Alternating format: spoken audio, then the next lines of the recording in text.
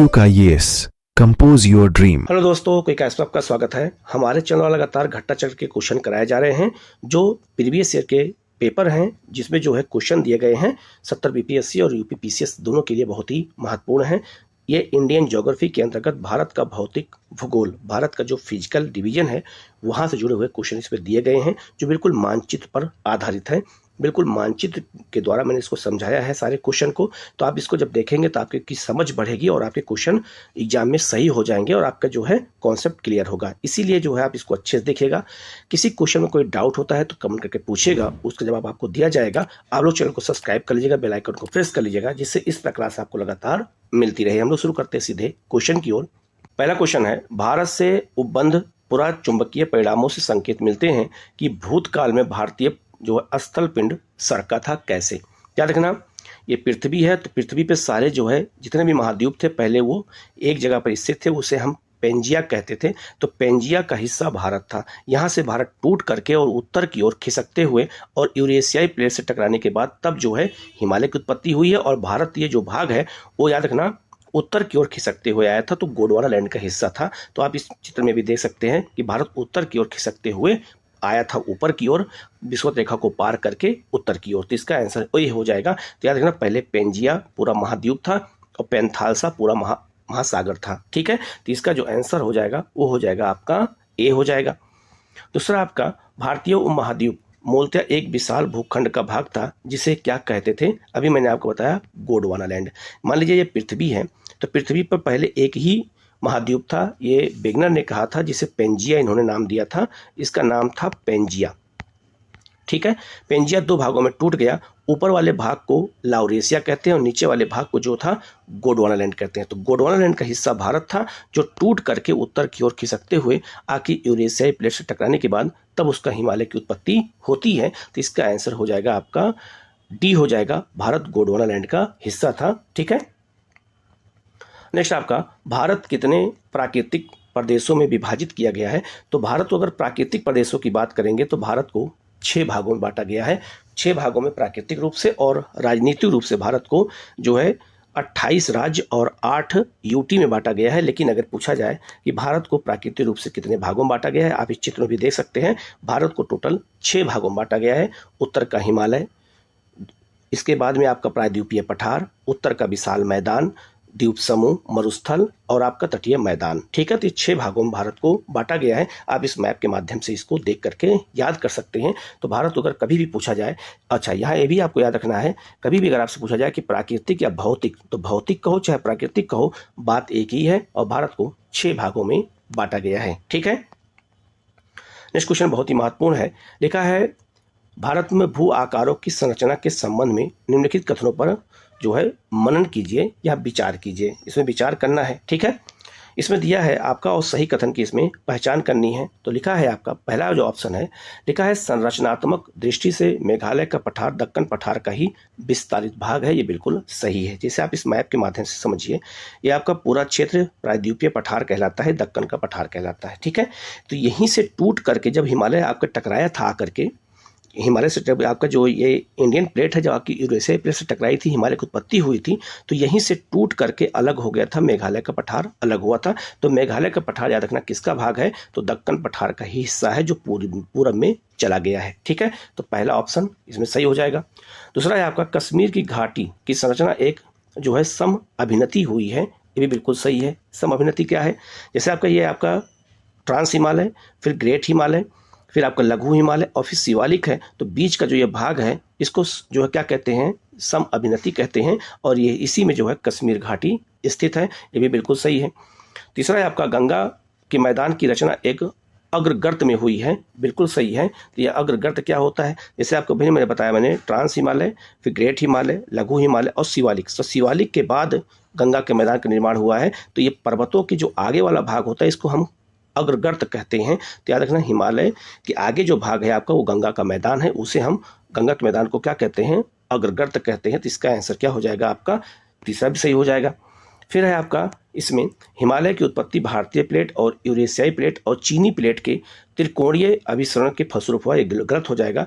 तो याद रखना, भारतीय प्लेट और यूरेशियाई प्लेट के टकराने से किसकी उत्पत्ति हुई है, हिमालय की उत्पत्ति हुई है। चीनी प्लेट कोई होता ही नहीं है। अब ये भी याद रखिएगा, चीनी प्लेट कोई प्लेट होती ही नहीं है आपकी पूरे ज्योग्राफी में, कभी आप इसमें देखेंगे भी नहीं। तो याद रखना, यूरेशियाई प्लेट के टकराने से ही भारतीय प्लेट के जो है किसकी उत्पत्ति हुई है, तो हिमालय की उत्पत्ति हुई है। ठीक है, तो चौथा ऑप्शन इसमें गलत हो जाएगा। तो 4 यहाँ भी है और यहाँ भी है, दोनों गलत हो गया। तो इसका आंसर क्या हो जाएगा, 1, 2, 3 तीनों सही हैं। ठीक है, तो जब तक आप मैप के थ्रू चीज़ों को नहीं समझते हैं तब तक ज्योग्राफी के क्वेश्चन हल नहीं होते और बहुत ही आसान होता है। ज्योग्राफी बहुत कठिन नहीं होता, अगर आपकी मैपिंग अगर आपको अच्छी हो जाए तो आपके क्वेश्चन गलत नहीं हो सकते हैं। लिखा है आगे, निम्नलिखित में से कौन सा कथन असत्य है। इसमें कौन सा कथन असत्य है, याद रखना कभी भी आप एग्जाम देने जाएं तो सत्य और असत्य पे जरूर आप गौर करेंगे। पहला लिखा है, भौमिकीय दृष्टि से प्रायद्वीपीय क्षेत्र भारत का सबसे प्राचीन भाग है। बिल्कुल सही है। कभी भी एग्जाम में अगर आपसे पूछा जाए कि भारत का सबसे प्राचीन स्थल या भाग कौन है, तो प्रायद्वीपीय क्षेत्र है। और सबसे नवीन अगर पूछा जाए कौन है, तो याद रखना गंगा का मैदान है। ठीक है, हिमालय के बाद गंगा के मैदान का निर्माण हुआ है, ये भी याद रखना। दूसरा है, हिमालय विश्व में सबसे नवीन वलित या फोल्डेड पर्वत है। बिल्कुल सही है, तो याद रखना हिमालय एक फोल्ड माउंटेन है। ठीक है। तीसरा है, भारत के पश्चिमी समुद्र तट का निर्माण नदियों की जमाव क्रिया द्वारा हुआ है। बिल्कुल नहीं हुआ है। नदियां जो है जमाव बनाती ही नहीं है, डेल्टा पश्चिमी क्षेत्र में बनाती ही नहीं है पश्चिमी तट पे, तो ये आपका ये गलत हो जाएगा। और भारत में गोंडवाना शिलाओं में कोयले का बेहद भंडार पाया जाता है। बिल्कुल सही है। तो जो छोटानागपुर का पठार है वो याद रखना गोंडवाना चट्टानों से बना हुआ है और यहाँ पर 98% कोयला इसमें पाया जाता है भारत का, तो ये भी सही हो जाएगा। तो इसका आंसर क्या हो जाएगा, आपका सी हो जाएगा। ठीक है, जो असत्य है। नेक्स्ट आपका, केरल का जो है कुट्टानाड या कुट्टानाडु प्रसिद्ध है किसके लिए, तो ये किसके लिए प्रसिद्ध है, भारत का ये न्यूनतम ऊंचाई वाला क्षेत्र है। याद रखना, ये सबसे न्यूनतम ऊंचाई वाला क्षेत्र भारत का यही है। ठीक है, कैसे इसको नापा जाता है, तो याद रखना जो आपका सागर का तल होता है ये पूरे विश्व में बराबर होता है और यहीं से किसी भी क्षेत्र की ऊंचाई मापा जाता है, चाहे माउंट एवरेस्ट की ऊंचाई हो, चाहे हिमालय की ऊंचाई हो, और चाहे आपके एक शहर की ऊंचाई क्यों ना हो। आप कभी रेलवे स्टेशन पर जाएंगे तो वहाँ बोर्ड पर लिखा होता है नीचे, समुद्र तल से ऊंचाई पटना कितनी है, समुद्र तल से ऊंचाई जो है रोहतास कितनी है, समुद्र तल से ऊंचाई रांची कितनी है, समुद्र तल से ऊंचाई मुंबई कितनी है, दिल्ली कितनी है, साफ साफ रेलवे स्टेशन के प्लेटफॉर्म पे नीचे लिखा होता है। ठीक है, आप कभी आप जाइएगा तो चेक जरूर करिएगा। अब यहाँ देखना है तो न्यूनतम ये क्षेत्र है, यानी समुद्र तल के बिल्कुल न्यूनतम क्षेत्र है, ये समुद्र तल से बहुत नज़दीक है ऊंचाई में, तो सबसे न्यूनतम ऊंचाई वाला क्षेत्र है केरल का जो है कुट्टानाड। तो इसको अच्छे से याद रखना। ठीक है, अब इसको जब तक आप समझेंगे नहीं तो ये क्वेश्चन समझ में कभी कभी इसीलिए नहीं आता है। नेक्स्ट आपका, निम्नलिखित में से कौन सा मरुस्थल है, कौन सा सिंधु क्षेत्र है, असम क्षेत्र है, गंगा क्षेत्र है या मध्य भारत का क्षेत्र है, तो सिंधु नदी का जो क्षेत्र है वो मरुस्थल का क्षेत्र है। तो सिंधु नदी बिल्कुल मरुस्थल के बगल से जाती है जो, और यह मरुस्थल थार मरुस्थल की बात हो रही है जो पाकिस्तान और भारत दोनों में है। ठीक है, तो यहाँ इसका आंसर हो जाएगा आपका ए हो जाएगा। नेक्स्ट आपका, निम्नलिखित में से कौन सा जिला धारवाड़ भू स्तरीय रचना वाला नहीं है। यह क्वेश्चन बीपीएससी में पूछा गया है। अब आप इसको याद रखिएगा, बिहार में यह चित्र में देखिएगा, बिहार में 4 प्रकार की जो है क्या पाई जाती हैं, तो बिहार में 4 प्रकार की चट्टानें पाई जाती हैं। ठीक है, आपको ये अच्छे से याद रखना है। तो बिहार में 4 प्रकार चट्टानें कौन कौन सी होती हैं, इनको अच्छे से याद रखना है। और वो 4 चट्टानें कहाँ पाई जाती हैं ये भी आपको फिर दिमाग में बैठा करके रखना है, क्योंकि यहाँ से अगर क्वेश्चन आएगा तो गलत हो जाएगा। आप जैसे चित्र में देख सकते हैं, जो आपका जो है धारवाड़ क्रम चट्टानें हैं, आप देखो सबसे साउथ में है बिहार के, तो बिहार के सबसे साउथ में कौन सी चट्टानें हैं, धारवाड़ की हैं। कैमूर और आपका जो रोहतास जिला है ये आपका विंध्य क्रम की चट्टानों का बना हुआ है। गंगा का जो मैदान है यह क्वाटरनरी चट्टानों का बना हुआ है। और जो आपका सुमेश्वर की पहाड़ी वाला क्षेत्र है, उत्तर पश्चिमी क्षेत्र जो शिवालिक पहाड़ी है बिहार में, उस जो है किस चट्टान का बना हुआ है, तो याद रखना वो आपका टर्सरी क्रम चट्टान का बना हुआ है। सब यहाँ पर एक साथ दे दिया गया है। तो बिहार में 4 प्रकार चट्टानें पाई जाती हैं। तो पूछ रहा है इसमें कि धारवाड़ भू स्तरीय संरचना वाला भाग इसमें कौन सा नहीं है, तो रोहतास नहीं है। रोहतास किसका भाग है, तो रोहतास याद रखना विंध्य क्रम चट्टानों का भाग है। जबकि आपका नवादा, जमुई और मुंगेर धारवाड़ क्रम चट्टानों में आता है। तो इसको भी अच्छे से याद रखना, ये क्वेश्चन एग्जाम में कई बार एग्जाम में पूछा गया है। ठीक है, तो ये बिहार स्पेशल के क्वेश्चन है, बीपीएससी में आते हैं, तो इसको मैप के थ्रू जब देखेंगे तो आपको ये अच्छे से याद हो जाएगा। नेक्स्ट क्वेश्चन है आपका, निम्नलिखित में से कौन सी चट्टान प्रणाली भारत में नवीनतम है। भारत में सबसे नवीन चट्टान कौन सी है ये आपको याद रखना है। तो सबसे नवीन है आपकी गोंडवाना क्रम की चट्टान सबसे नवीन है। अब इसको क्रम से कैसे देखना है, तो याद रखना, आप इस चित्र में भी देख सकते हैं, आपको मैं चित्र के माध्यम से और समझा भी देता हूं। तो भारत की सबसे प्राचीन चट्टान है आर्कियन की क्रम की चट्टान। आर्कियन क्रम चट्टान के टूटने के बाद धारवाड़ क्रम चट्टान बनी। धारवाड़ के टूटने के बाद जो है कुडप्पा क्रम की चट्टान बनी। कुडप्पा के टूटने के बाद आपका जो है बिंद क्रम चट्टान बनी और बिंद के टूटने के बाद गोंडवाना क्रम चट्टान बनी। तो गोंडवाना क्रम की चट्टानें सबसे नवीन हैं और आर्कियन क्रम चट्टानें सबसे प्राचीन है। ठीक है, और धारवाड़, बिंद, कुडप्पा ये सब चट्टानों का निर्माण एक के बाद एक हुआ है। तो सबसे नवीन चट्टान कौन है इसमें? गोंडवाना है। ठीक है, ये भी आपको याद रखना है। तो सबसे पहले आर्कियन, आर्कियन के बाद धारवाड़, धारवाड़ के बाद कुडप्पा, कुडप्पा के बाद बिंद और बिंद के बाद होगा आपका गोंडवाना होगा। ठीक है, तो सबसे नवीन चट्टान गोंडवाना और सबसे प्राचीन चट्टान आर्कियन क्रम की चट्टानें हैं भारत में। ये भी आपको याद रखना है। ठीक है, यहाँ से क्वेश्चन बहुत ज़्यादा पूछे जाते हैं और आपकी समझ अच्छी नहीं है तो क्वेश्चन यहाँ से गलत भी हो जाते हैं। ठीक है, नेक्स्ट आपका हिमालय से निकलने वाली सभी नदियाँ सतत वाहिनी होती हैं। बिल्कुल सही है। हिमालय से जितनी नदियाँ निकलती हैं उनमें 12 महीने पानी होता है, लगातार पानी भरा रहता है। क्यों? क्योंकि 2 स्रोत होता है पानी का। पहला कौन सा? तो पहला होता है वर्षा, जैसे इस समय वर्षा बहुत ज़्यादा हिमालय में हो रही है, और दूसरा होता है यहाँ पर ग्लेशियर पिघलते हैं। तो दोनों के कारण यहाँ पे वर्षा और जो है हिमालय के बर्फ पिघलने से पानी प्राप्त होता है। इसलिए हिमालय की नदियाँ कैसी होती हैं? तो हिमालय नदियाँ सतत वाहिनी होती हैं। बिल्कुल सही हो जाएगा। कारण क्या है? तो कारण है हिमालय अपनी वर्षा का अधिकांश दक्षिण पश्चिम मानसून से प्राप्त करता है। तो ये भी सही है, लेकिन सही व्याख्या नहीं हो रही। सही व्याख्या कब होती? जब ये कहता है इसमें कि हिमालय में जो नदियां होती हैं वो वर्षा से और हिमालय की जो बर्फ पिघलती दोनों से वो पानी प्राप्त होता है, तब तो इसका आंसर ए हो जाता है। लेकिन इसका आंसर क्या हो जाएगा? बी हो जाएगा, क्योंकि दोनों कथन तो सही है लेकिन उसका व्याख्या नहीं हो रही है। तो इसका आंसर बी हो जाएगा। ठीक है, नेक्स्ट क्वेश्चन है हिमालय की रचना समानांतर वलय श्रेणियों से हुई है, जिसमें प्राचीनतम श्रेणी कौन सी होती है? मतलब कौन सी इसमें है, ये पूछा गया है। ये सब क्वेश्चन मैप के थ्रू जब हम पढ़ते हैं तभी हमें अच्छे से याद होता है, हम भूल जाते हैं। कैसे? अब इस चित्र में देखिए, हिमालय 4 श्रेणियों में बटा हुआ है। सबसे पहले आपका है ट्रांस हिमालय, फिर ग्रेट हिमालय, फिर लघु हिमालय और फिर शिवालिक है। आप चित्र में भी देख रहे हैं। पूछ रहा है इसमें सबसे प्राचीनतम श्रेणी कौन सी बनी है? तो जब हिमालय बन रहा था तो हिमालय बनने के क्रम में सबसे पहले ट्रांस हिमालय बना है। ट्रांस हिमालय के बाद तब आपका ग्रेट हिमालय बना है, तब शिवालिक बना है और तब जो है आपका लघु और तब शिवालिक बना है। तो सबसे याद रखना, जो चारों श्रेणी दी गई हैं यहाँ पे चित्र में भी आप देख रहे हैं, इनमें सबसे पुराना कौन है? तो सबसे पुराना इसमें कौन है? ट्रांस हिमालय। चूंकि ऑप्शन में ट्रांस हिमालय दिया नहीं है तो बृहद जो हिमालय है आपका, जिसे हम ग्रेट हिमालय कहते हैं, ये सबसे प्राचीन है और शिवालिक सबसे नवीन है। ठीक है, तो याद रखना इसमें बहुत इंपॉर्टेंट है। तो शिवालिक सबसे नवीन हिमालय है और ग्रेट हिमालय सबसे पुराना हिमालय। तो जो सबसे उत्तर की ओर है वो सबसे पुराना होगा और जो सबसे बाहर की ओर है वो सबसे नवीन होगा। ऐसे भी क्वेश्चन एग्जाम में पूछे गए हैं, इसलिए इस क्वेश्चन को इसलिए मैप के थ्रू बता रहा हूँ जिससे आपके क्वेश्चन गलत ना होने पाए। ठीक है, नेक्स्ट क्वेश्चन बहुत ही मजेदार क्वेश्चन है। ये लिखा है, यदि हिमालय पर्वत श्रेणी नहीं होती तो भारत का सर्वाधिक संभाव्य भौगोलिक प्रभाव क्या होता? मतलब ये है कि मान लो ये इंडिया है और ये आपका हिमालय है, अगर हिमालय ना होता तो क्या होता, ये पूछा जा रहा है। लिखा है, देश के अधिकांश भाग में साइबेरिया से आने वाली शीत लहरों का प्रभाव होता। बिल्कुल सही है। तो रूस के साइबेरिया से जो हवाएं आती वो सीधे इंडिया में प्रवेश कर जाती, जिससे भारत में बहुत कड़ाके की ठंडी पड़ती। तो हिमालय क्या करता है? साइबेरिया की आने वाली हवाओं को रोक लेता है। ये बिल्कुल ऑप्शन सही हो जाएगा। दूसरा है, सिंधु गंगा मैदान इतनी सुविस्तृत जलोढ़ मैदान से वंचित रह जाता। मतलब ये हुआ कि सिंधु गंगा के मैदान में जो जलोढ़ मिट्टी पाई जाती है वो मिट्टी नहीं बन पाती। क्यों? क्योंकि हिमालय से नदियाँ जो निकलती हैं वो अवसाद ला के जमा करती हैं, तभी जो है सिंधु और गंगा के मैदान का निर्माण हुआ है। तो हिमालय ना होता तो गंगा का मैदान भी नहीं होता। ये भी बिल्कुल सही है। तीसरा है, मानसून का प्रतिरूप वर्तमान प्रतिरूप से भिन्न होता है। बिल्कुल सही है। कैसे होता? तो जैसे मान लिया आपका इंडिया है, ठीक है, और ये आपका हिमालय है। जब दक्षिण पश्चिम मानसून इधर से बंगाल खाड़ी से होते हुए आता है तो हिमालय से टकरा करके तब भारत में वर्षा करता है। इसी को हम पर्वतीय वर्षा कहते हैं।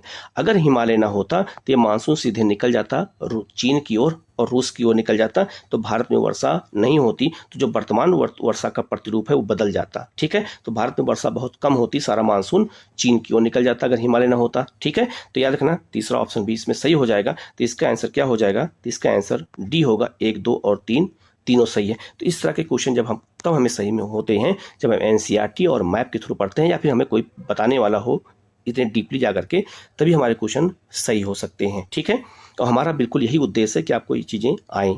नेक्स्ट आपका, उत्तर भारत में उप हिमालय क्षेत्र के सहारे फैले समतल मैदान को क्या कहा जाता है? तो हिमालय के बाद जो समतल मैदान होता है उसे हम भाबर कहते हैं। कैसे? ये आपका जो है शिवालिक हिमालय है, और शिवालिक हिमालय से जब नदियाँ निकलती हैं तो बड़े बड़े पत्थर को ला करके यहाँ जमा कर देती हैं। तो जो बड़े बड़े पत्थर यहाँ जमा हो जाते हैं उन्हीं को हम भाबर का मैदान कहते हैं। और जो नदियाँ जहाँ से यहाँ नदियाँ लुप्त भी हो जाती हैं और जहाँ नदियाँ दोबारा निकलती हैं उसे हम कहते हैं तराई का मैदान कहते हैं। तो हिमालय के बाद, शिवालिक हिमालय के बाद सबसे पहले भाबर का मैदान पड़ता है, और भाबर के मैदान के बाद तब तराई का मैदान पड़ता है। तो इसका आंसर डी हो जाएगा। हिमालय का पर्वत पादीय प्रदेश क्या होता है? ठीक है, तो हिमालय का पर्वत पादीय जो प्रदेश होता है वो होता है कौन सा? शिवालिक होता है। ठीक है, तो हिमालय का सबसे बाहरी जो भाग है उसे हम शिवालिक कहते हैं। जैसे आपका सबसे पहले ट्रांस हिमालय, फिर ग्रेट हिमालय, फिर लघु हिमालय और फिर शिवालिक हिमालय। तो ये शिवालिक जो हिमालय है ये आपका सबसे बाहर की ओर है, पर्वत के सबसे बाहर की ओर है, इसीलिए इसको पर्वत पादीय प्रदेश कहते हैं। तो इसका आंसर हो जाएगा आपका बी हो जाएगा। ठीक है, और याद रखना भारत की सबसे नवीन पर्वत श्रेणी यही है, हिमालय। ठीक है, हिमालय का शिवालिक है, ये भी याद रखना। और सबसे पुराना कौन है? अरावली है, ये भी याद रखना। तो भारत में विश्व की सबसे पुरानी पर्वत श्रेणी अरावली भी है और सबसे नवीन श्रेणी भी है शिवालिक भी है। आप ये भी अच्छे से याद रखना। ठीक है, नेक्स्ट आपका शिवालिक पहाड़ियाँ निम्न में से किसका हिस्सा है? तो शिवालिक पहाड़ी किसका हिस्सा है? आप सबको पता है, अभी मैंने बताया हिमालय का हिस्सा है। तो हिमालय का सबसे बाहरी भाग है उसे हम शिवालिक कहते हैं, इसे बाह्य हिमालय भी कहा जाता है। अभी मैंने आपको बताया सबसे पहले ट्रांस हिमालय, फिर आपका ग्रेट हिमालय, फिर लघु हिमालय और फिर शिवालिक है। तो अगर ये नॉर्थ है, ये साउथ है, तो ये सबसे बाहर की ओर है। ठीक है, नेक्स्ट आपका शिवालिक श्रेणी का निर्माण हुआ है कब? तो शिवालिक श्रेणी का निर्माण कब हुआ है? तो सेनोजोइक काल में हुआ है। तो इसका आंसर क्या हो जाएगा? आपका डी हो जाएगा। ठीक है, नेक्स्ट आपका कुमायूं हिमालय निम्नलिखित में से किन नदियों के बीच स्थित है? तो कुमायूं हिमालय किन नदियों के बीच स्थित है? ऐसे क्वेश्चन हिमालय को विभाजित करके किया गया है। तो हिमालय का विभाजन दो तरीके से किया गया है। हिमालय का विभाजन लंबवत भी किया गया है और हिमालय का विभाजन क्षैतिज भी किया गया है। ठीक है, तो अगर हम हिमालय का विभाजन जो है क्षैतिज की बात करें तो नदियों के आधार पर बांटा गया है। तो कुमायूं हिमालय किन दो नदियों के बीच में स्थित है, ये पूछा जा रहा है। तो सतलज और काली नदी के बीच में कौन सा हिमालय है? कुमायूं। अब इस चित्र को आप देखिएगा, यहाँ देखो चित्र में साफ साफ दिखा है कि सिंधु और सतलज के बीच में पंजाब कश्मीर हिमालय, सतलज से काली के बीच में कुमायूं हिमालय, काली से लेकर तिस्ता के बीच में नेपाल हिमालय, तिस्ता से लेकर ब्रह्मपुत्र के बीच में असम या अरुणाचल हिमालय। ठीक है, तो नदियों के आधार पर हिमालय को बांटा गया है। तो यहाँ क्वेश्चन कुमायूं हिमालय पूछा गया है, तो आगे और भी हिमालय के बारे में पूछा जा सकता है। तो इस मैप के थ्रू आपको अच्छे से याद हो जाएगा। तो यहाँ इसका आंसर क्या हो जाएगा? आपका सी हो जाएगा। तो ऐसे भी आपको इसको अच्छे से याद करना है। ठीक है, नेक्स्ट क्वेश्चन है आपका शिवालिक शैल समूह के दक्षिण में भाबर क्षेत्र उदाहरण है किसका? तो शिवालिक के आगे, जैसे शिवालिक पर्वत है, शिवालिक के आगे जो भाग होता है उसको पर्वत पादीय प्रदेश कहते हैं या गिरिपद कहते हैं। तो गिरि मतलब क्या हो गया? पर्वत, और जो पद मतलब होता है क्या? पैर। तो हिमालय का जो पैर के नीचे जो क्षेत्र होता है उसे क्या कहते हैं? भाबर क्षेत्र कहते हैं, उसे हम गिरिपद क्षेत्र भी कहते हैं। तो यहाँ इसका आंसर क्या हो जाएगा? आपका सी हो जाएगा। ठीक है, नेक्स्ट है आपका जब आप हिमालय की यात्रा करेंगे तो आप निम्नलिखित को देखेंगे। जब आप कभी हिमालय की यात्रा करेंगे तो आपको वहाँ क्या क्या दिखाई देगा, ये पूछा जा रहा है। तो गहरे गड्ढे दिखाई देंगे, बिल्कुल सही है। यू घुमाव वाली नदी भी दिखाई देगी। तो याद रखना नदियाँ वहाँ ऐसे पर्वतों से होकर बहती हैं, तो यू आकार में ऐसे बहती हैं, ये भी आपको दिखाई देगा। समानांतर पर्वत श्रेणी भी दिखाई देगी, जैसे आपका ग्रेट हिमालय, लघु हिमालय, शिवालिक हिमालय सब दिखाई देगा। ठीक है, और भूस्खलन के लिए उत्तरदायी तीव्र ढाल भी दिखाई देगा। तो हिमालय में भूस्खलन, लैंडस्लाइड ज़्यादा होता भी है। तो आप जब कोई हिमालय जाएंगे तो आपको ये सब चीज़ें देखने को मिलेंगी। अब ऐसे ही क्वेश्चन एग्जाम में पूछे जाते हैं, तो आपके क्वेश्चन सही होने चाहिए। तो इसका आंसर क्या हो जाएगा? आपका डी हो जाएगा। ठीक है, तो बिल्कुल मैप के थ्रू जब हम पढ़ते हैं तभी हमें चीज़ें याद होती हैं। नेक्स्ट क्वेश्चन है आपका लघु हिमालय स्थित है किसके मध्य में? तो आप चित्र भी देखिए, आपको मैंने कितनी बार बताया अभी। ठीक है, तो लघु हिमालय किसके किसके बीच में है? तो लघु हिमालय आपका याद रखना शिवालिक और महान हिमालय के बीच में, जैसा आप यहाँ पे चित्र में भी देख रहे हैं। और आपको मैं समझा भी देता हूँ, जैसे आपका ट्रांस हिमालय, फिर ग्रेट हिमालय, फिर लघु हिमालय और फिर शिवालिक। तो ग्रेट जो लघु हिमालय है वो शिवालिक हिमालय और आपका जो है ग्रेट हिमालय के बीच में है। तो इसका आंसर क्या हो जाएगा? आपका बी हो जाएगा। अब ये बिल्कुल मैप पे है, अगर आपका मैप तैयार नहीं है तो इसे क्वेश्चन याद करके आप रट के नहीं दे सकते हैं। इसीलिए ज्योग्राफी में मैप बहुत अच्छे से जानने की जरूरत है, और मैंने सारा मैप पढ़ाया है। आप जाके प्ले लिस्ट पे देख सकते हैं, मैंने सब यहाँ पे पढ़ाया भी है, इसको बहुत अच्छे से बताया भी है। ठीक है, नेक्स्ट क्वेश्चन है, पश्चिमी भाग में हिमालय की श्रेणियों का दक्षिण से उत्तर की ओर निम्नलिखित में से कौन सा क्रम सही है। जैसे मान लो आपको ये पहले मैप से समझाता हूँ, फिर आपको मैं दूसरे मैप समझाऊंगा। ठीक है, जैसे मान लो ये आपका ये भारत है और आपका ये हिमालय है। तो हिमालय 4 भागों में बटा है। सबसे पहले आपका शिवालिक हिमालय है, फिर लघु हिमालय है, फिर ग्रेट हिमालय है और फिर आपका कौन सा है, ट्रांस हिमालय है। ये 4 श्रेणियाँ हिमालय की हैं। तो अगर हम, ये आपका साउथ है और ये आपका ये नॉर्थ है, तो साउथ से अगर नॉर्थ की ओर जाएंगे तो कौन सा हिमालय सबसे पहले पड़ेगा, तो सबसे पहले पड़ेगा शिवालिक। तो सबसे पहले शिवालिक हिमालय आप चित्र में भी देखते रहिएगा यहाँ पर।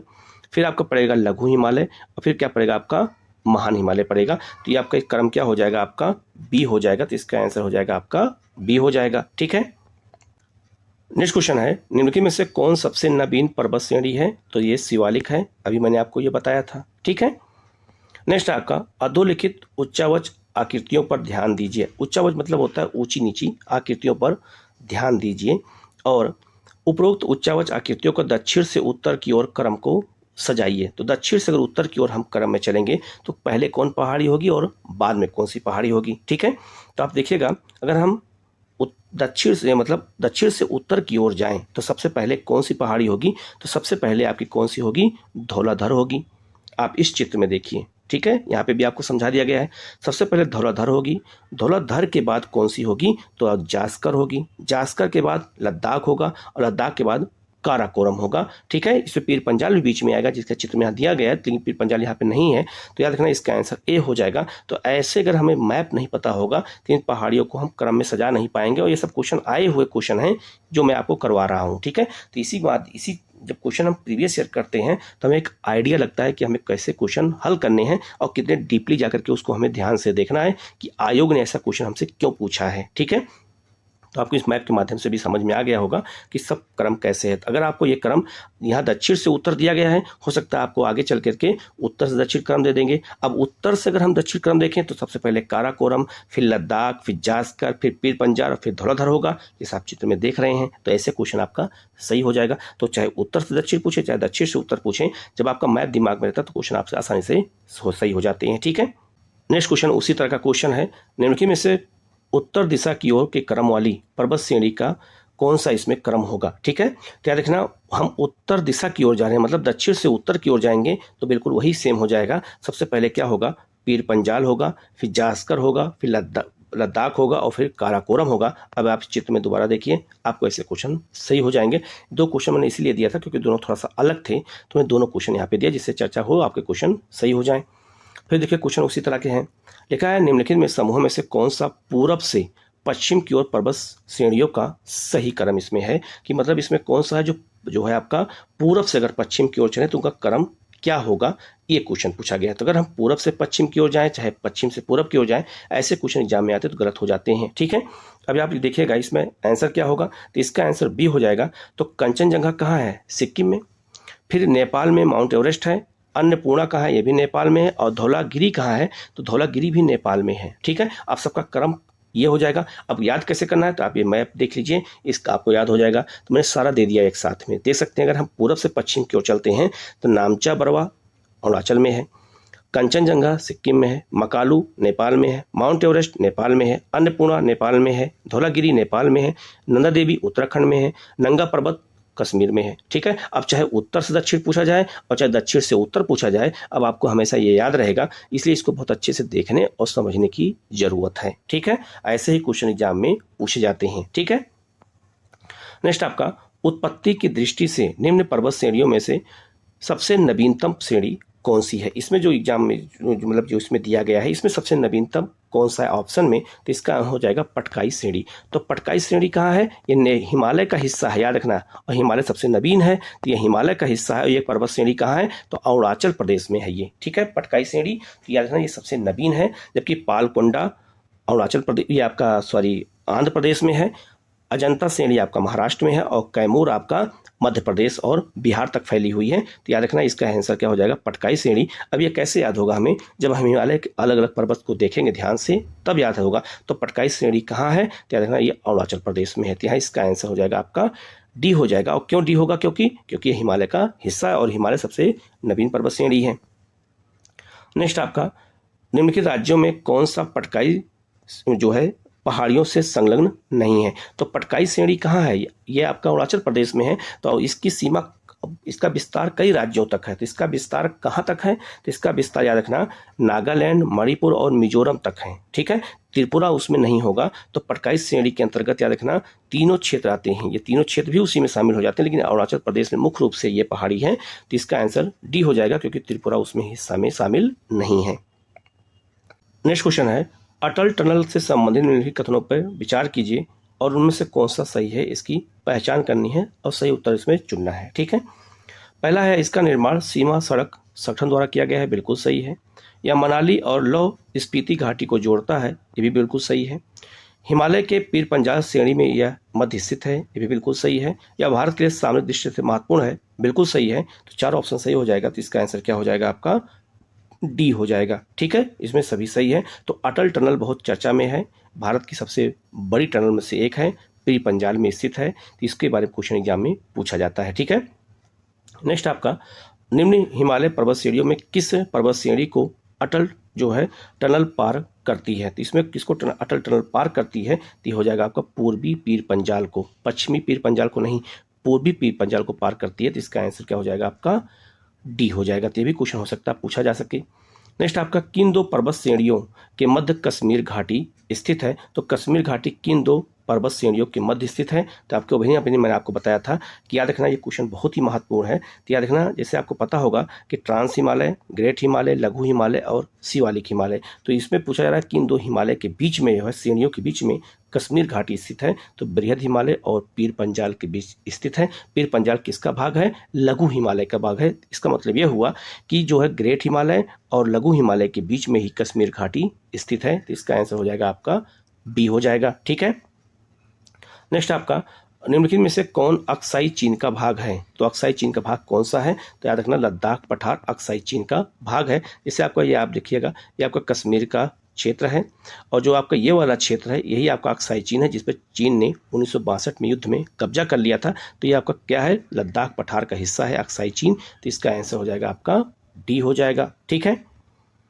नेक्स्ट क्वेश्चन है, निम्नलिखित कथनों पर विचार कीजिए और सही कथन की पहचान कीजिए। पहला है, भारत में हिमालय केवल 5 राज्यों में फैला हुआ है। नहीं, 6 राज्यों में फैला हुआ है। लद्दाख में, जम्मू कश्मीर में, हिमाचल प्रदेश में, उत्तराखंड में, सिक्किम में और आपका जो है अरुणाचल प्रदेश में। तो आपका गलत हो जाएगा। पश्चिमी घाट केवल 5 राज्यों में फैला हुआ है। नहीं, ये भी 6 राज्यों में फैला हुआ है। गुजरात, महाराष्ट्र, गोवा, कर्नाटक, केरल और पुडुचेरी में। और जो तीसरा है पुलिकट झील, केवल 2 राज्यों में फैला, ये आपका सही हो जाएगा। तो पुलिकट जो झील है, याद रखना ये आंध्र प्रदेश और तमिलनाडु के बीच में स्थित है। और यह भी याद रखना इसी झील में श्री हरिकोटा द्वीप भी है, जिस पर आपका अंतरिक्ष केंद्र है, जहां से सैटेलाइट भेजे जाते हैं। ठीक है, तो इसका आंसर केवल 3 होगा। तो इसका आंसर हो जाएगा केवल 3 हो जाएगा। ठीक है, नेक्स्ट आपका, हिमालय पर्वत श्रेणियां निम्नलिखित में से किस राज्य का हिस्सा नहीं है? तो हिमालय पर्वत श्रेणी जो है भारत के किस राज्य में नहीं है? तो ये आपका ये उत्तर प्रदेश में नहीं है। उत्तराखंड पहले उत्तर प्रदेश का हिस्सा था, तब तो था, लेकिन उत्तराखंड अलग हो गया। तो उत्तराखंड, सिक्किम और हिमाचल प्रदेश में हिमालय का विस्तार है, लेकिन उत्तर प्रदेश में नहीं है। ठीक है, लेकिन अगर यहाँ पर बिहार होता तो बिहार ऑप्शन होता, क्योंकि बिहार में शिवालिक पहाड़ी जाती है, सोमेश्वर पहाड़ी है। ठीक है, नेक्स्ट आपका, निम्नलिखित में से कौन सी भारत की नवीनतम पर्वत श्रेणी है? तो भारत की सबसे नवीनतम पर्वत श्रेणी इन चारों में पूछा जा रहा है। तो आपका हिमाद्री हो जाएगा। हिमाद्री को ग्रेट हिमालय कहते हैं। ठीक है, ये भी आपको याद रखना है। बाकी अरावली सबसे पुरानी पर्वत श्रेणी है, ये भी आपको याद रखना है। तो सबसे नवीन है आपका हिमाद्री है। ठीक है, नेक्स्ट आपका, भारत में सर्वाधिक सघनता वाला भूकंपीय क्षेत्र हिमालय क्षेत्र में है, क्योंकि हिमालय में कई ऊर्ध्वाधर उत्क्रमण क्षेत्र अवस्थित हैं। तो बिल्कुल सही हो जाएगा। तो इसकी व्याख्या भी कर रहा है। अब इसको याद रखना, जो हिमालय है ये आपका यूरेशियाई प्लेट से टकराने के बाद हिमालय की उत्पत्ति हुई है। इसी वजह से यहाँ भूकंप ज़्यादा आते हैं। और क्यों आते हैं? क्योंकि यहाँ ऊर्ध्वाधर जो है उत्क्रम है, क्योंकि यहाँ पे लगातार पर्वत श्रेणियाँ अलग अलग हैं, तो इसीलिए इनमें जो है अलग अलग दरारें हैं, इसीलिए भूकंप यहाँ आता है, क्योंकि यहाँ प्लेटें टकरा रही हैं। तो इसका आंसर क्या हो जाएगा? ए हो जाएगा। ठीक है, नेक्स्ट आपका, मणिपुर पहाड़ियों से घिरा इम्फाल बेसिन एक सुंदर उदाहरण किसका है? तो याद रखना, जो आपका मणिपुर पहाड़ी है उसमें इम्फाल बेसिन है, जहाँ पे इम्फाल उसकी राजधानी है, जहाँ जनसंख्या सबसे ज़्यादा है। तो ये सरोवरी मैदान का हिस्सा है। तो याद रखना ये सरोवरी मैदान कैसे है, तो याद रखना इसके बीच में एक झील है, उसी झील के किनारे किनारे जो मैदान है उसी मैदान को कहते हैं सरोवरी मैदान। सरोवर क्या होता है, झील को कहते हैं, तो उसके आसपास के मैदान को सरोवरी मैदान कहते हैं। तो इम्फाल बेसिन उसी का उदाहरण है। ठीक है, तो इसका आंसर हो जाएगा ए हो जाएगा। नेक्स्ट आपका हिमालय पर्वत श्रेणी के संबंध में निम्नलिखित में से कौन सा कथन सही है, और सही कथन की इसमें हमें पहचान करनी है। ठीक है, पहला है आपका इसमें मुख्य हिमालय की परतदार चट्टानें जीवाश्महीन हैं, गलत हो जाएगा। इसमें जीवाश्म पाया जाता है, जीवाश्महीन नहीं है, तो ये गलत हो जाएगा। लघु हिमालय की परतदार चट्टानों में समुद्री जीव जंतुओं के जीवाश्म मिलते हैं, बिल्कुल सही है। और क्यों मिलते हैं, यहाँ समुद्र था नहीं, लेकिन यहाँ समुद्र था। क्यों, क्योंकि जब यूरेशियाई प्लेट और इंडियन प्लेट जब आपस में टकराई थी तो यहाँ पे तथित सागर था, तो उसमें जो जीव जंतु पाए जाते हैं वो अवशेष आज भी उनका जीवाश्म पाया जाता है, तो आपका ये सही हो जाएगा। और बाह्य हिमालय या शिवालिक हिमालय में मानव सभ्यता के जो है अवशेष मिलते हैं, ये भी बिल्कुल सही हो जाएगा। तो याद रखना शिवालिक को बाह्य हिमालय कहते हैं क्योंकि सबसे बाहर की ओर है, और यहाँ पे मानव सभ्यता के अवशेष पाए जाते हैं जब आप पाषाण काल पढ़ते हैं तब। तो इसका आंसर क्या हो जाएगा, 2 और 3 हो जाएगा। तो इसका आंसर केवल 2 और 3 होगा। ठीक है, नेक्स्ट आपका हिमालय के किस भाग पर करेवा भू आकृति पाई जाती है, तो करेवा भू आकृति कश्मीर घाटी में पाई जाती है। अब करेवा क्या है, तो याद रखना ये दलदली मिट्टी है, ये दलदली मिट्टी आकर के फैल जाती है और इसी पर जाफरान की खेती होती है। ठीक है, तो करेवा या भू आकृति क्या है, एक दलदली मिट्टी है। ठीक है, तो यह कहाँ पाई जाती है, कश्मीर घाटी में। तो इसका आंसर क्या हो जाएगा आपका, डी हो जाएगा। ठीक है, नेक्स्ट आपका कैलाश पर्वत निम्नलिखित में से किस क्षेत्र में अवस्थित है, तो कैलाश पर्वत याद रखना ये तिब्बत में स्थित है। और कैलाश पर्वत किसका हिस्सा है, तो याद रखना ये कैलाश पर्वत जो है ये ट्रांस हिमालय का हिस्सा है। तो ट्रांस हिमालय में 4 पर्वत श्रेणियाँ आती हैं, आप इस चित्र में देख सकते हैं। आपका जो कैलाश पर्वत है ये कहाँ पे चला जाता है, तो कैलाश पर्वत याद रखना ये आपका चला जाता है तिब्बत चीन में, बाकी 3 भारत में है। कौन कौन सा, काराकोरम, लद्दाख और जास्कर। तो ये चारों पर्वत श्रेणियाँ ट्रांस हिमालय का हिस्सा हैं, तो कैलाश पर्वत उसी का हिस्सा है जो तिब्बत में है अर्थात चीन में है।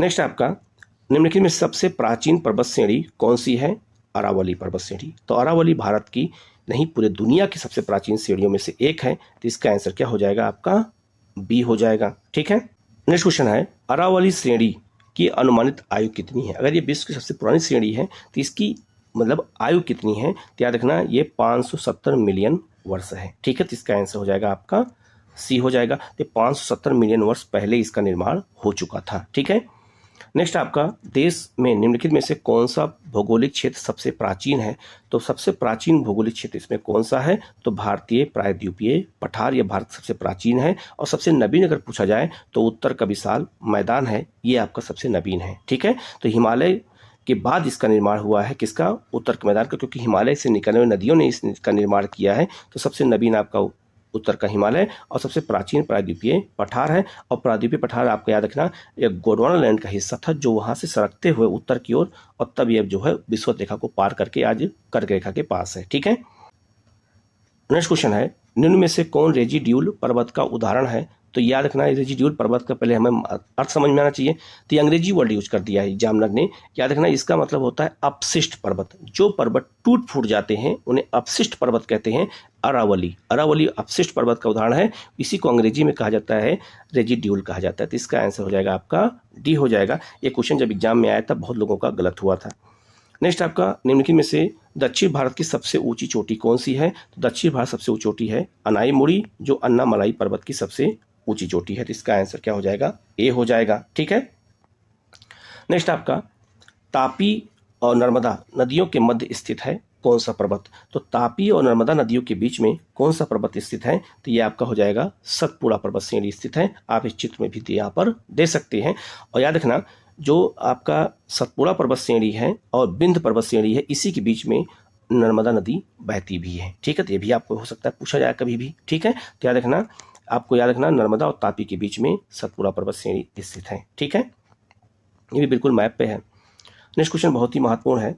लिखा है उत्तर से शुरू कर दक्षिण की ओर नीचे दी गई पहाड़ियों का सही क्रम सजाना है। जैसे मान लो इंडिया का यह मैप है, तो हमें याद रखना उत्तर से शुरू करना है और दक्षिण की ओर इन पर्वत श्रेणियों को सजाना है। तो सबसे पहले कौन सी होगी, सबसे बाद में कौन सी होगी, तो सबसे पहले होगी अन्नामलाई पर्वत श्रेणी। याद रखना ये आपका इंडिया का मैप है, तो अन्नामलाई पर्वत श्रेणी आंध्र प्रदेश में, फिर जावड़ी पहाड़ी आपका तमिलनाडु में, फिर नीलगिरी पहाड़ी आपका तमिलनाडु, केरल और तमिलनाडु की कर्नाटक की सीमा पर है, और फिर अन्नामलाई पहाड़ी यहाँ पर है। तो ये आपका क्रम आपका ये हो जाएगा। आप इस मैप के माध्यम से भी देख सकते हैं। तो ऐसी ही पहाड़ियों का क्रम आपको अच्छे से याद रखना पड़ेगा, नहीं तो क्वेश्चन आपके गलत हो जाएंगे। ठीक है, तो यहाँ इसका आंसर हो जाएगा आपका सी हो जाएगा। ठीक है, नेक्स्ट आपका निम्नलिखित उच्चावच आकृतियों पर ध्यान दीजिए और उपरोक्त उच्चावच आकृतियों का पश्चिम से पूरब की ओर बढ़ते क्रम में सजाइए।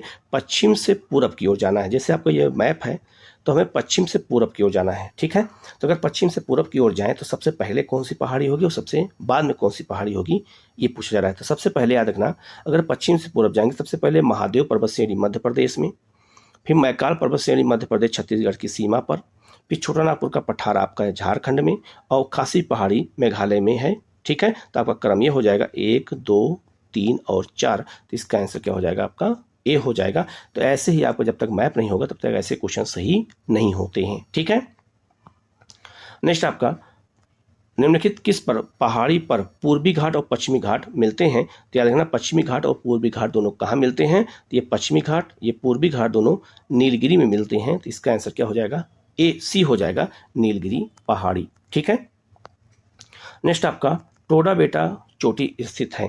तो टोडा बेटा किसकी सबसे ऊंची चोटी है। तो याद रखना, ये नीलगिरी पहाड़ी की है, और नीलगिरी पहाड़ी केरल, तमिलनाडु और आपका जो है कर्नाटक की सीमा पर। आप चित्र में देख सकते हैं इसकी सबसे ऊंची चोटी कौन सी है। तो इसकी सबसे ऊंची चोटी है आपका टोडा बेटा। ठीक है, नेक्स्ट आपका निम्नलिखित में से कौन एक कर्नाटक, केरल और तमिलनाडु राज्यों के मिलन स्थल पर स्थित है। अभी मैंने आपको बताया नीलगिरी की पहाड़ी। ठीक है, तो क्वेश्चन वही है, थोड़ा सा बदल दिया है, इसलिए इसको हमें देखना हर एंगल से जरूरी होता है। ठीक है, नेक्स्ट क्वेश्चन है, निम्नलिखित कथनों में से कौन सा एक सही नहीं है। इसमें कौन सा सही नहीं है जानना याद रखना है। पश्चिमी घाट उत्तरी क्षेत्र में अपेक्षाकृत अधिक ऊंचाई पर है, ये गलत हो जाएगा। ये आपको जैसे मान लीजिए आपका ये भारत है, ये पश्चिमी घाट है, पश्चिमी घाट सबसे अधिक ऊंचा दक्षिण क्षेत्र में है, उत्तरी क्षेत्र में ऊंचा नहीं है, तो गलत हो जाएगा। पश्चिमी घाट में अन्नाय मोड़ी सबसे ऊंची पर्वत चोटी है, बिल्कुल सही है। ठीक है, तो इसलिए दक्षिण में है तो आपका चोटी सही हो जाएगा। तापी नदी सतपुड़ा के दक्षिण में है, बिल्कुल सही है, तो ये आपका सतपुड़ा है। यहाँ पे नर्मदा नदी बहती है, तापी नदी बहती है, इसके दक्षिण में हो जाएगा। और नर्मदा नदी और तापी नदी घाटियाँ पुरानी रिफ्ट घाटी में बहती हैं। तो ये रिफ्ट घाटी में बहती है कौन, नर्मदा और तापी नदी बहती हैं, इसे हम भ्रंश घाटी कहते हैं। तो इसका आंसर क्या हो जाएगा आपका ए हो जाएगा, जो गलत है। नेक्स्ट आपका महाराष्ट्र और कर्नाटक में पश्चिमी घाट पर्वत को क्या कहा जाता है। तो महाराष्ट्र और कर्नाटक में पश्चिमी घाट पर्वत को हम कहते हैं आपका सह्याद्री कहते हैं। तो इसका आंसर हो जाएगा आपका बी हो जाएगा। ठीक है, इसको यहाँ पर सह्याद्री कहते हैं। सह्याद्री अगर कहा जाए इसका मतलब है पश्चिमी घाट की बात हो रही है। नेक्स्ट आपका नीचे दिए गए कूट से निम्नलिखित पहाड़ियों का दक्षिण से उत्तर की ओर बढ़ते क्रम में, मतलब इनको व्यवस्थित करना है। तो आपको पहले इंडिया का मैप ऐसे बना लेना है, और ये आपका ये नॉर्थ है और आपका ये साउथ है, दक्षिण से उत्तर की ओर जाना है। तो इन पहाड़ियों का क्रम क्या हो सकता है। ठीक है, तो याद रखना, पहला आपका सतमाला पहाड़ी, सतमाला पहाड़ी आपका कहाँ पर है, सतमाला पहाड़ी आपका महाराष्ट्र में है। इसके बाद कौन सा होगा, इसके बाद अगर और ऊपर की ओर जाएं तो कैमूर पहाड़ी होगा, ये आपका मध्य प्रदेश और बिहार तक है। इसके बाद पीर पंजाल पहाड़ी, तो पीर पंजाल पहाड़ी ये कहाँ पर है, तो जम्मू कश्मीर में है, लेकिन उससे पहले नागा पहाड़ी होगी, नागा पहाड़ी यहाँ पर है नागालैंड में। और फिर याद रखना पीर पंजाल पहाड़ी कहाँ है, सबसे कश्मीर में है। तो सबसे इसका आंसर क्या हो जाएगा आपका बी हो जाएगा। सबसे पहले एक होगा सतमाला, फिर इसके बाद कैमूर, फिर नागा, और फिर इसके बाद कौन सा हो जाएगा, तो आपका हो जाएगा पीर पंजाल। तो इसका आंसर हो जाएगा आपका बी हो जाएगा। तो ये बिल्कुल फ्री का नंबर है, लेकिन अगर आपका मैप नहीं है तो आपके क्वेश्चन गलत हो जाएंगे और कोई दूसरा सही इसका आंसर करके आगे निकल जाता है। ठीक है, नेक्स्ट क्वेश्चन है कार्डमम। कार्डमम को इलायची पहाड़ी भी कहते हैं। तो कार्डमम पहाड़ियाँ जिन राज्यों की सीमा बनाती हैं वह कौन सा राज्य है।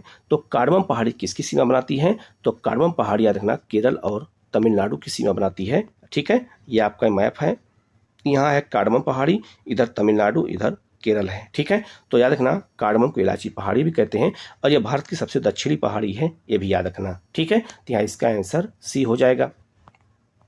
नेक्स्ट आपका भारत की दक्षिणतम पर्वत श्रेणी कौन है, वही क्वेश्चन आ गया। तो आपका कौन हो जाएगा, कार्डमम हो जाएगा, जो भारत के सबसे दक्षिणी भाग में स्थित है, अभी मैंने आपको बताया। नेक्स्ट आपका सेवराय पहाड़ियाँ कहाँ स्थित हैं। तो सेवराय पहाड़ी तमिलनाडु में है। तो पालनी, सेवराय और जावड़ी ये सब पहाड़ियाँ तमिलनाडु में हैं। आप इस चित्र में यहाँ पर दे सकते हैं, सब पहाड़ियों के लोकेशन को मैंने यहाँ पर दे दिया है। ठीक है, तो याद रखना सेवराय पहाड़ी कहाँ है, तमिलनाडु में। ये क्वेश्चन बहुत बार एग्जाम में आ चुका है। ठीक है, नेक्स्ट क्वेश्चन है, निम्नलिखित में से कौन महाराष्ट्र में नहीं है? इसमें कौन सी पहाड़ी है जो महाराष्ट्र में नहीं है? तो ऐसे क्वेश्चन एग्जाम में बहुत ज़्यादा पूछे जाते हैं, खासकर पहाड़ियों से, पर्वतों से। तो ऐसे क्वेश्चन को मैं बार बार इसलिए दे रहा हूँ आप लोगों को, जिससे क्वेश्चन आपको याद हो जाए। ठीक है, तो याद रखना इसमें कौन सी पहाड़ी महाराष्ट्र में नहीं है। तो मांडव पहाड़ी महाराष्ट्र में नहीं है, ये गुजरात में है। ठीक है, तो मांडव पहाड़ी गुजरात में है, जबकि बालाघाट श्रेणी, हरिश्चंद्र श्रेणी और सतमाला श्रेणी महाराष्ट्र में है। आप इस चित्र में देखिए, आपको और स्पष्ट हो जाएगा। तो महाराष्ट्र में पश्चिमी घाट भी है, महाराष्ट्र में अजंता पहाड़ी भी है, हरिश्चंद्र भी है, बालाघाट भी है, महादेव पर्वतमाला भी है। ठीक है, ये सब पहाड़ियाँ कहाँ है? महाराष्ट्र में है। तो याद रखना महाराष्ट्र में मांडव ना होके ये गुजरात में है। ठीक है, नेक्स्ट क्वेश्चन है आपका, निम्नलिखित में से कौन सा युग्म सही सुमेलित नहीं है? इसमें कौन सा है जो सही सुमेलित नहीं है? पहला है जो है गढ़जात पहाड़ियाँ उड़ीसा में है, बिल्कुल सही है। मांडव पहाड़ी महाराष्ट्र में ना होकर गुजरात में है, अभी मैंने आपको बताया। अन्ना जो है नल्लामाला पहाड़ी कहाँ है? ये आंध्र प्रदेश में, बिल्कुल सही। शिवराय पहाड़ी तमिलनाडु में है, तो इसका आंसर बी हो जाएगा। ठीक है, ये भी बिल्कुल आसान क्वेश्चन है, तो अगर एग्जाम में आता, अगर पहाड़ी नहीं होता तो गलत भी हो जाता है। ठीक है, नेक्स्ट आपका, निम्नलिखित युग्मों पर विचार कीजिए और सही कथन की पहचान कीजिए। ठीक है, इसमें पूछा जा रहा है कि पहाड़ियां हैं और वो किस क्षेत्र में स्थित हैं। जैसे आपका इंडिया का ये मैप बना देते हैं और तब समझाते हैं आपको। पहला है कार्डमम पहाड़ियां। तो कार्डमम पहाड़ियां क्या कोरोमंडल तट पर हैं? तो नहीं है। कार्डमम पहाड़ियां याद रखना मालाबार पर्वत के पास हैं। ठीक है, ये मालाबार तट के पास हैं, तो पहला ऑप्शन क्या हो जाएगा? गलत हो जाएगा। ये वाला क्षेत्र है आपका जो है कोरोमंडल क्षेत्र है, और ये वाला मालाबार क्षेत्र है। ठीक है, ये आपका कनारा क्षेत्र है, तट है, और ये आपका कोकड़ तट है। ये आपका कौन सा है? तो ये आपका है उत्तरी सरकार तट है। तो सब तट कौन कौन से हैं ये भी मैं आपको चित्र दे दूंगा, मैप आपको याद हो जाएगा। ठीक है, याद रखना, इसमें आपको याद रखना है कि जो कार्डमम पहाड़ी है वो मालाबार क्षेत्र में है, ना कि जो है कोरोमंडल क्षेत्र में। तो आपका ये गलत हो जाएगा। दूसरा कौन सा है? कैमूर पहाड़ी। कैमूर पहाड़ी कोकड़ तट पे बिल्कुल नहीं है। तो कैमूर पहाड़ी कहाँ है? मध्य प्रदेश और गुजरात, ये आपका क्या कहते हैं, बिहार में है। तो ये गलत हो जाएगा, ये भी गलत हो जाएगा। महादेव पहाड़ियाँ मध्य भारत में है, बिल्कुल सही है। तो महादेव पहाड़ी कहाँ है? तो ये आपका एमपी में है, ये बिल्कुल सही हो जाएगा। और चौथा ऑप्शन हो जाएगा मिकिर पहाड़ियाँ कहाँ हैं? तो ये पूर्वोत्तर भारत में है, और मिकिर पहाड़ी कहाँ पर है? तो ये असम में है। ठीक है, तो इसका आंसर क्या हो जाएगा? 3 और 4 सही है, तो इसका आंसर हो जाएगा आपका सी हो जाएगा। ठीक है, नेक्स्ट क्वेश्चन है, पश्चिमी घाट के संबंध में निम्न कथनों पर विचार कीजिए और सही कथन की पहचान कीजिए। पश्चिमी घाट के संदर्भ में पहला है, यह एक भ्रंशोत्त पर्वत है, ये बिल्कुल सही है। ठीक है, दूसरा है इसका पूर्वी ढाल क्रमशः नीचा होता हुआ पठार है, ये भी बिल्कुल सही है। तो याद रखना, जैसे आपका ये मैप है और आपका ये पश्चिमी घाट है, तो इधर का भाग जो है पूर्वी भाग काफ़ी नीचा है, इसलिए नदियाँ यहाँ पर बहती हैं।